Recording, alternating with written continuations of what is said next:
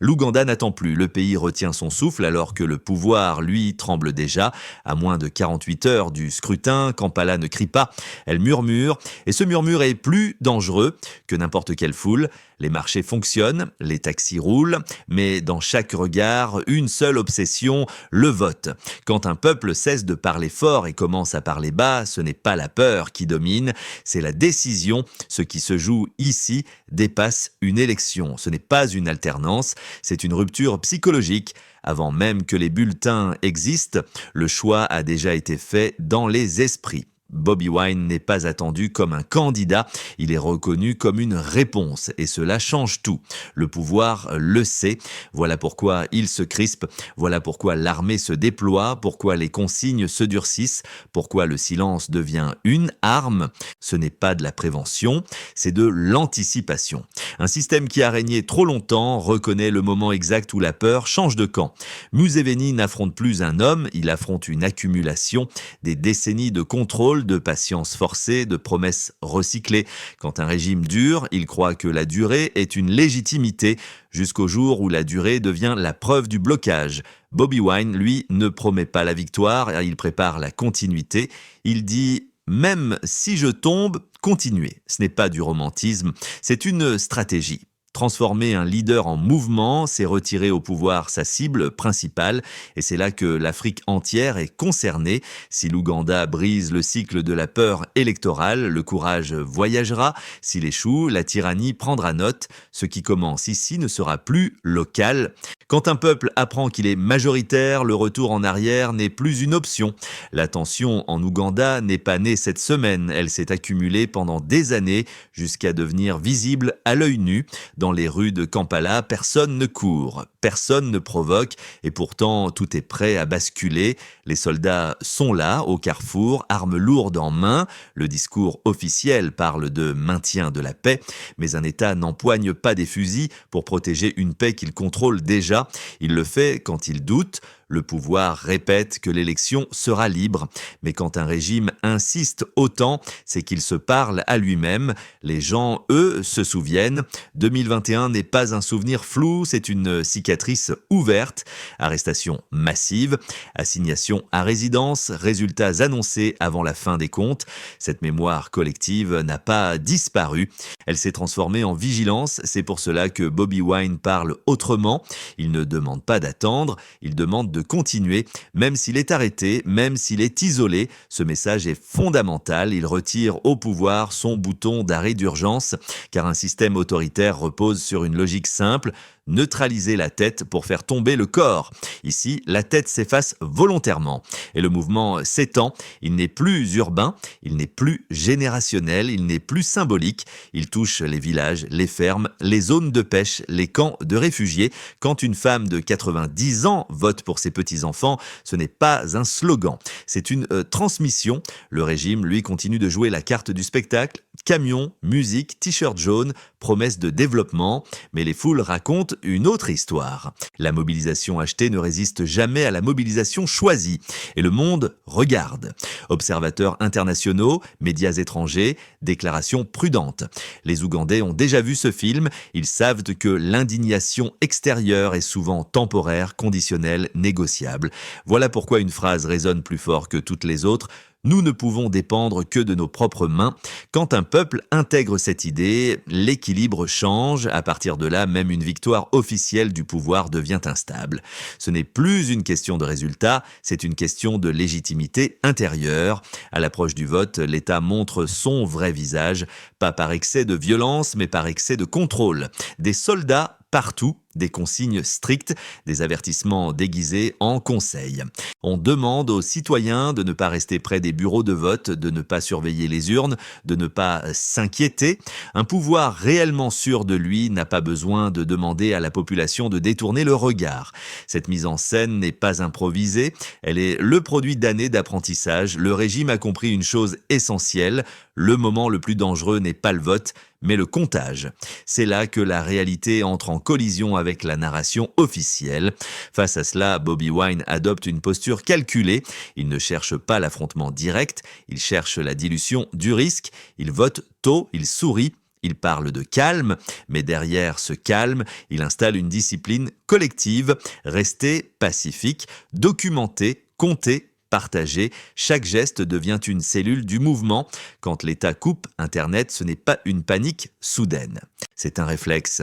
Couper le réseau, c'est tenter de ralentir la vérité, mais une vérité déjà distribuée ne se coupe plus. VPN, vidéo, messages discrets, la circulation continue dans l'ombre, et dans cette obscurité forcée, quelque chose d'essentiel se produit, la confiance horizontale. Les gens ne croient plus l'État, ils se croient entre eux, c'est une rupture irréversible. Une fois que la population cesse de considérer l'autorité comme source principale de vérité, le pouvoir devient structurellement fragile. Les résultats tombent lentement. Par endroits, Bobi Wine est en tête. Ailleurs, le flou domine. Puis le scénario attendu arrive. Museveni est déclaré vainqueur, officiellement, administrativement, mais émotionnellement, personne ne célèbre. Même les partisans du régime restent silencieux, car on peut applaudir une annonce. On ne peut pas forcer l'adhésion intérieure. Bobi Wine est arrêté. Encore, mais cette fois, l'effet est différent. Il n'y a pas d'explosion immédiate, il y a des bougies, des chants doux, des femmes qui apportent de la nourriture aux familles arrêtées, une résistance lente, organisée, impossible à qualifier de chaos. C'est ainsi que les mouvements survivent. Pas par la colère brute, mais par la continuité. Après l'annonce des résultats, le pays ne s'embrasse pas. Il se transforme. Les rues reprennent une apparence normale, mais les esprits, eux, ne retournent pas à l'ancien ordre. Quelque chose s'est déplacé, subtilement, définitivement. Les gens ne regardent plus l'État de la même manière, ils ont vu ses limites, et un pouvoir dont les limites sont visibles ne peut plus gouverner comme avant. Museveni reste au palais. Officiellement, mais il ne règne plus sur la certitude. Chaque décision future portera désormais une question silencieuse. Est-ce vraiment ce que veut le peuple ? Cette interrogation est un poison lent pour les régimes longs. Elle ne renverse pas en un jour, elle érode. Le plus dangereux pour le système n'est pas Bobi Wine en liberté, c'est Bobi Wine comme symbole. Un symbole ne se négocie pas, il ne s'arrête pas, il ne se fatigue pas. Le mouvement qu'il incarne a déjà dépassé sa personne. Les jeunes ont appris à s'organiser sans attendre d'ordre, les anciens ont appris à parler sans chuchoter, les familles ont appris à soutenir ceux qui paient le prix de la résistance. Cette coordination sociale ne disparaît pas avec une arrestation, et il y a les fissures internes, les soldats, les policiers, les fonctionnaires. Quand un jeune soldat refuse de frapper un manifestant parce qu'il voit en lui son père, ce n'est pas un acte isolé, c'est un signal. La discipline par la peur commence toujours à se briser par la conscience individuelle. Un régime peut confisquer une arme, il ne peut pas confisquer une mémoire morale. À partir de ce moment, la question n'est plus qui a gagné l'élection. La vraie question devient combien de temps un pouvoir peut-il gouverner contre une majorité éveillée ? L'Afrique observe, pas avec des slogans, avec une attention stratégique, car ce qui est toléré en Ouganda deviendra un précédent ailleurs. Si la confiscation électorale est normalisée, elle se reproduira. Si elle est contestée durablement, elle deviendra coûteuse. Le silence international n'est pas neutre, il est interprété, il est enregistré, et c'est là que le combat change d'échelle. Ce n'est plus une bataille ougandaise, c'est un test continental sur la durée de vie des régimes de peur. Ce qui suit une élection contestée est toujours plus révélateur que l'élection elle-même, parce que c'est là que le pouvoir montre comment il entend durer. En Ouganda, le calme apparent n'est pas une victoire du régime, c'est un avertissement. Les gens ne descendent pas massivement dans la rue, non par soumission, mais par calcul. Ils ont compris que la confrontation frontale est le terrain préféré d'un État armé. Alors ils déplacent le combat, ils le rendent lent, diffus, épuisant pour le sommet. Le pouvoir, lui, s'appuie sur la répétition, même scénario, même discours, même résultat. Il parie sur l'usure populaire, mais ce pari fonctionne uniquement quand la peur est intacte. Or, la peur a changé de nature, elle n'a pas disparu, elle s'est transformée en prudence stratégique. Bobi Wine le sait, c'est pour cela qu'il répète « ce n'est pas à propos de moi ». Cette phrase n'est pas une posture morale, c'est une opération politique. Elle empêche le régime de réduire la crise à un individu. Elle force le système à affronter une base sociale entière. À partir de là, 3 trajectoires s'ouvrent. Si la confiscation du pouvoir est acceptée comme une fatalité, alors l'autoritarisme se normalise. Les élections deviennent des rituels vides. La jeunesse apprend que voter ne change rien. Et quand une génération cesse d'y croire, elle cherche d'autres voies, souvent plus radicales. Si la contestation se transforme en violence désorganisée, le régime gagne aussi. Il obtient sa justification sécuritaire. Il réécrit l'histoire. Il présente la répression comme une nécessité. Mais si la résistance reste disciplinée, enracinée, collective, alors le coût du maintien autoritaire augmente chaque jour, administrer devient plus difficile, gouverner devient plus cher, la loyauté interne se fragilise, les alliés étrangers deviennent plus prudents. C'est ce troisième chemin qui inquiète le plus le pouvoir parce qu'il ne se combat pas avec des balles. Dans les foyers, les discussions ont changé. On ne demande plus qui a gagné, on demande et maintenant. Cette question est le début de la maturité politique, elle ne dépend plus des annonces officielles. À l'échelle africaine, le message est clair. Quand un peuple refuse de retourner au silence après avoir vu la vérité, l'histoire ne peut plus faire marche arrière. Ce n'est pas une révolution instantanée. C'est pire pour le pouvoir, c'est une longue désobéissance morale. Le véritable danger pour un régime ancien n'est jamais l'explosion, c'est l'érosion.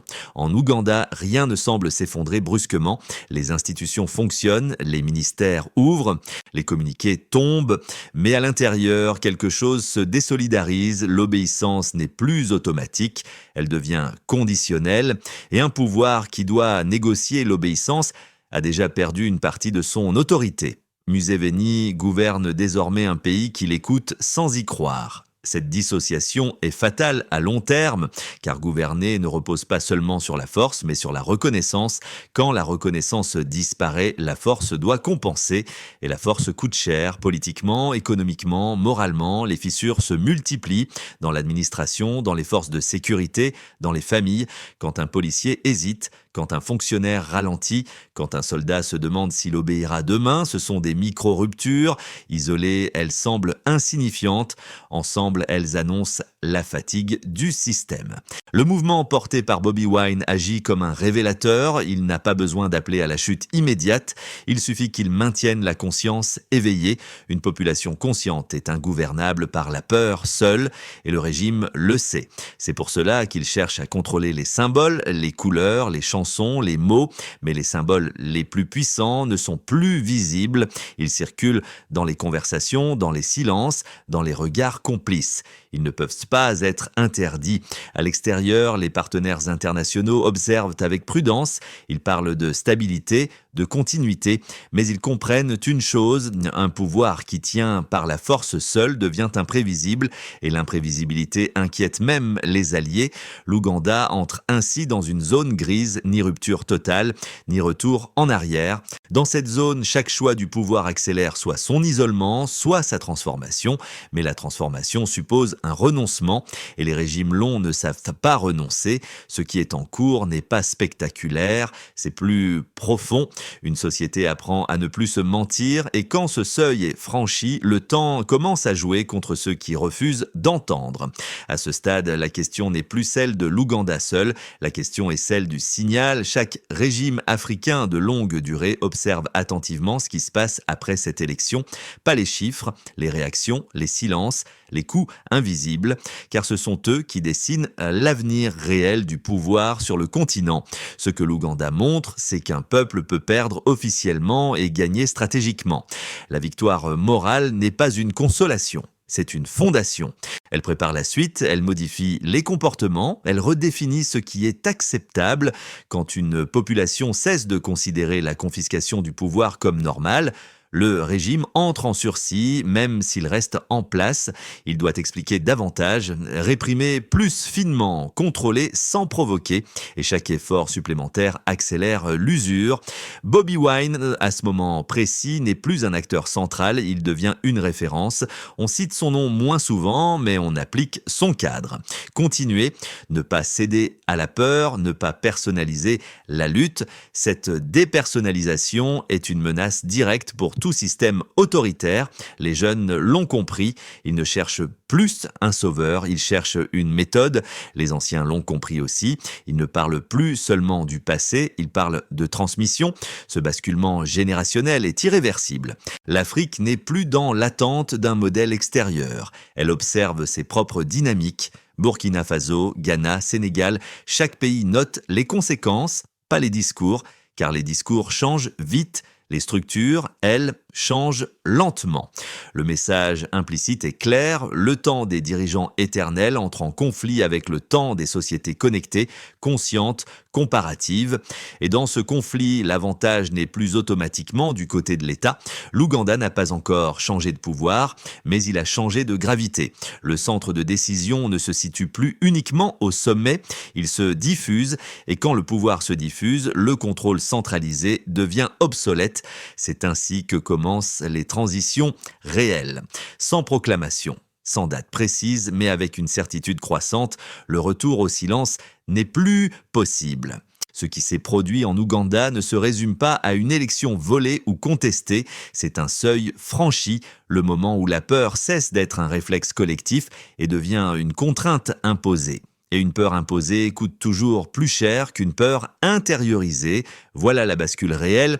Museveni peut rester au palais, mais il ne règne plus sur l'invisible. Il gouverne désormais sous le regard intérieur d'un peuple éveillé. Bobi Wine, lui, n'est pas le vainqueur administratif, mais il est devenu autre chose. Un miroir, un révélateur, la preuve qu'un citoyen ordinaire peut fissurer une architecture de contrôle vieille de plusieurs décennies sans char, sans violence, sans bénédiction extérieure.